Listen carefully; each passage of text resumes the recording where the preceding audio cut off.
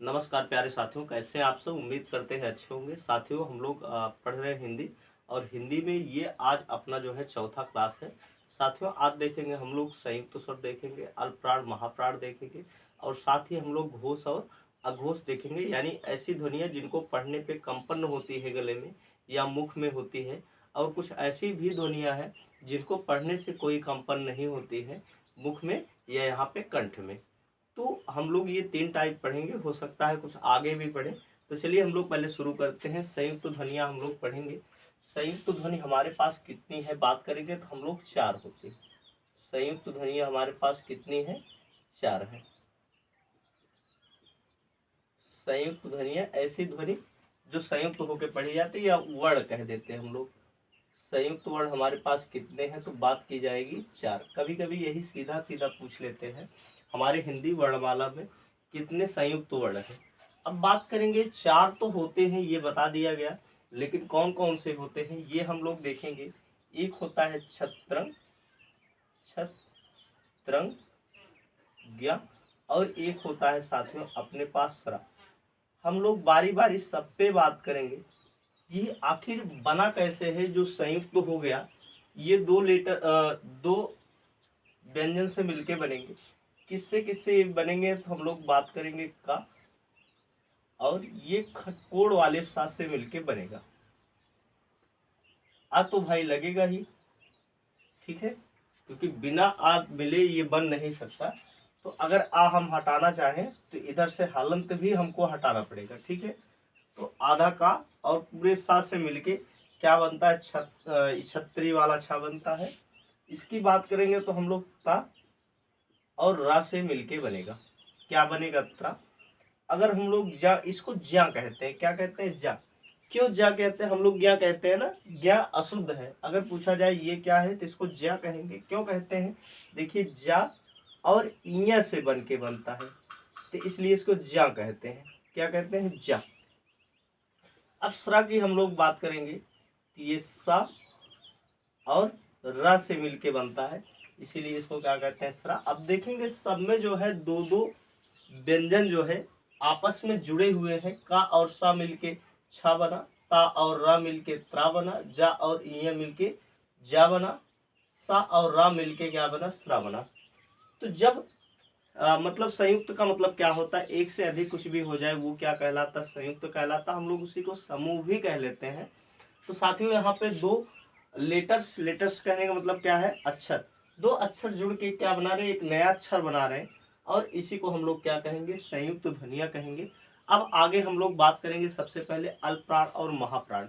यानी अगर आप जो है स्वर को पढ़ें या व्यंजन को पढ़ें, तब आप कैसे डिफाइन कर पाएंगे कि ये अल्पप्राण है कि महाप्राण है।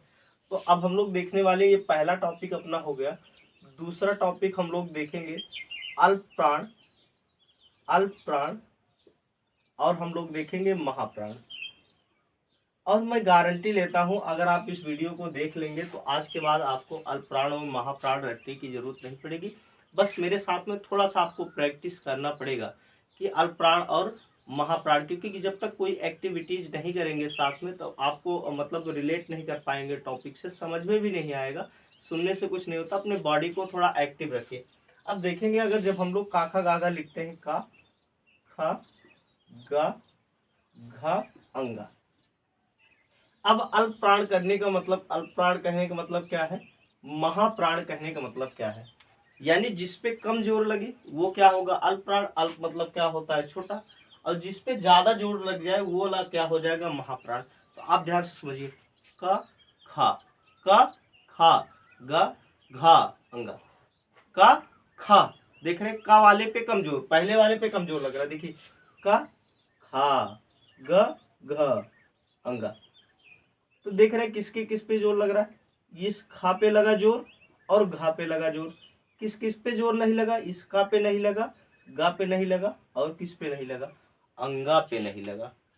किस पे नहीं लगा? का पे नहीं लगा, गा पे नहीं लगा, अंगा पर भी नहीं लगा। तो ये सब क्या हो जाएंगे? अल्पप्राण हो जाएंगे ये तीनों। कहने का मतलब अगर क्रम हम लोग रखें 1 2 3 4 5, देखेंगे 1 3 5, 1 3 5, ये क्या हो जाएंगे, अल्प प्राण हो जाएंगे। अगर हम लोग अल्प प्राण की बात करें, अल्प प्राण, अल्प प्राण कौन कौन से हो जाएंगे, पहला, तीसरा और पांचवा। महाप्राण की हम लोग बात करें, महाप्राण की हम लोग बात करें तो क्या हो जाएगा, दूसरा और चौथा। कुछ अभी बच जाएंगे, क्योंकि यहां से देखिए ये सिर्फ पा वर्ग से, का वर्ग से कहां तक चलेगा, का वर्ग से पा वर्ग तक ये चलेगा, यानी काका का गंगा और पापा बाबा मा तक जाएगा ये। बाकी अब क्या क्या बचेगा अपने पास, देखिए बचेगा या, रा, ला, वा, सा, सा, हा, छत, त्रंग, ज्ञ। ये अपने पास संयुक्त है, क्या है, संयुक्त है। छत्रंग्या, छत्रंग्या। अब यहां से हम लोग देखें, या रा ला वा, या रा ला वा, इस सब में जो है जोर लगाना पड़ रहा है, सब में जोर लगाना पड़ रहा है। किसमें चला आएगा, ये वाला अल्प प्राण में चला आएगा, या वा, रा, या वा। हम लोग वर्णमाला के क्रम पे लिख लेते हैं ऐसे, इसलिए हो जाता है लावा, या वा, रा, ला। अगर आप करेंगे तो ये वर्णमाला के क्रम होगा, बाकी ये वाला वर्णमाला पे क्रम पे नहीं। अगर आप शुद्ध रूप से अब फिर आप कहेंगे सर जी काका गाघा में तो इसी क्रम पे लिखा होता है। हाँ लिखा होता है, लेकिन वर्णमाला के क्रम पे काका गाघा वाला ये नहीं लिखा गया है, ये बैठाने के लिए लय ऐसे लिख दिया गया, या रा ला वा। बाकी होना चाहिए या वा, रा, ला होना चाहिए, ये वर्णमाला के क्रम पे होगा। अब जो बाकी ये वाला बचा है अपना, ये तीनों, शाखा साहा, शाखा साहा, किसमें चला जाएगा ये वाला, हम लोग बात करेंगे तो ये वाला 1 3 5 वाले में चला जाएगा, अल्प प्राण वाले में सा माफ करिएगा, सा, हा। छत्रंग्या वाला तो संयुक्त है तो उसको हम लोग नहीं लेंगे। शाखा साहा आप अगर चाहे, क्योंकि देखिए क्यों नहीं लेंगे आप ये समझिए, देखिए का भी मिला हुआ है, और क्या इसमें मिला था, ये वाला सा मिला था, तो ठीक है इसी में चला गया ये वाला। आगे देखेंगे तो किसमें जोड़ देंगे, ये छत्रिंग वाला, इसमें आप जोड़ सकते हैं, कोई दिक्कत नहीं। आगे देखेंगे त्रा वाला किसमें जाएगा, ता और रा में जाएगा। रा वाला किसमें चला है, इसमें, जबकि ता वाला किसमें चला गया, इसमें। तो बताइए ये वाला त्रा वाला आपसे पूछेगा, नहीं पूछेगा, क्योंकि ये महाप्राण भी होगा, अल्प प्राण भी हो जाएगा। आगे देखेंगे जा वाला, ये क्या होगा, जा और इया होगा, चाछा जा, तो इया वाला हो जाएगा, देखिए चाछा जा, 3 हो गया, ये 5 हो गया, तो ये भी किस में चला आएगा, अल्प प्राण वाले में चला आएगा। और एक अपने पास बचा है स्रा, सा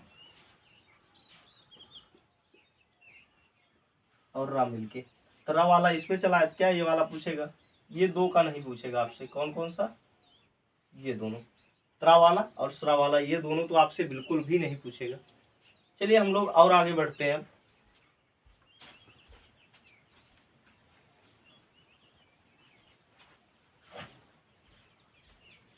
अब हम लोग इसके बाद बात करने वाले हैं, हाँ एक चीज और आपको बताना भूल गए, जैसे आप आ ई उ पढ़ेंगे तो इसमें भी आप देखेंगे वो किस में चला जाएगा, आ ई सभी स्वर क्या होते हैं, अल्प प्राण होते हैं, एक महाप्राण होते हैं।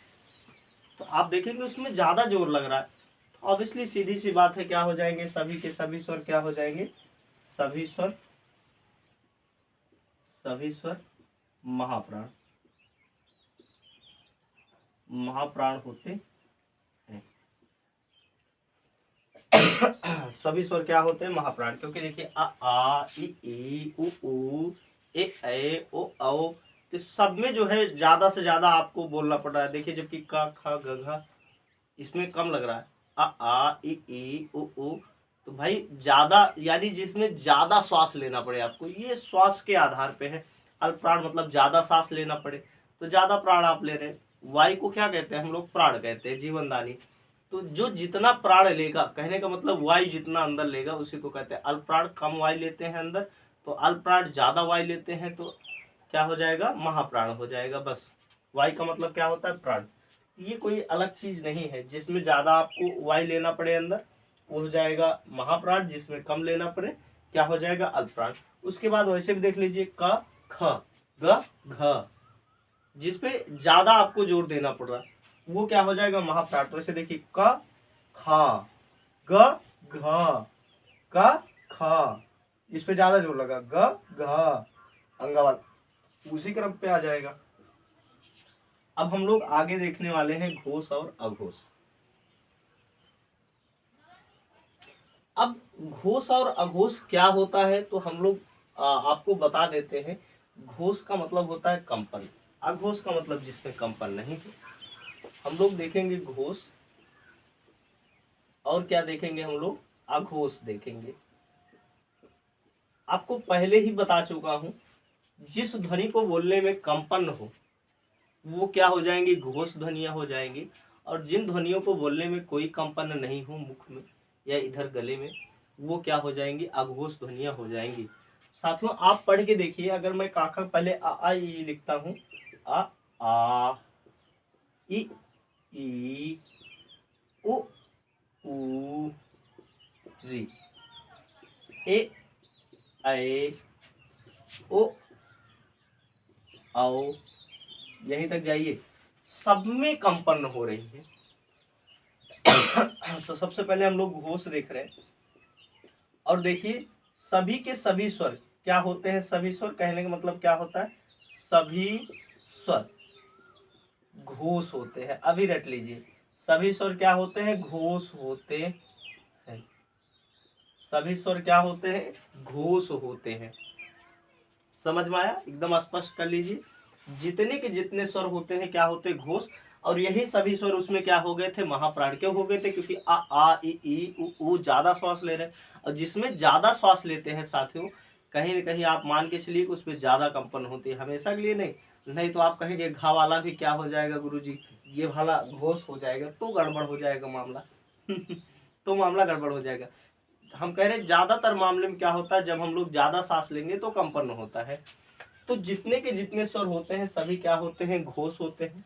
बात करेंगे साथियों किसी भी वर्ग का, यानी जब भी लिखा जाता है का खा गा घा अंगा, तो किसी भी वर्ग का पहला और दूसरा अगर क्रम रखे 1 2 3 4 5, तो ऐसे जो है जाएगा पा वर्ग तक जाएगा, फिर चा छा जा झा, ये पूरा लिख ही देते हैं हम लोग, टा ठा डा ढा आड़ा, ता था दा धा और न, पा फा बा भा म, या रा ला वा,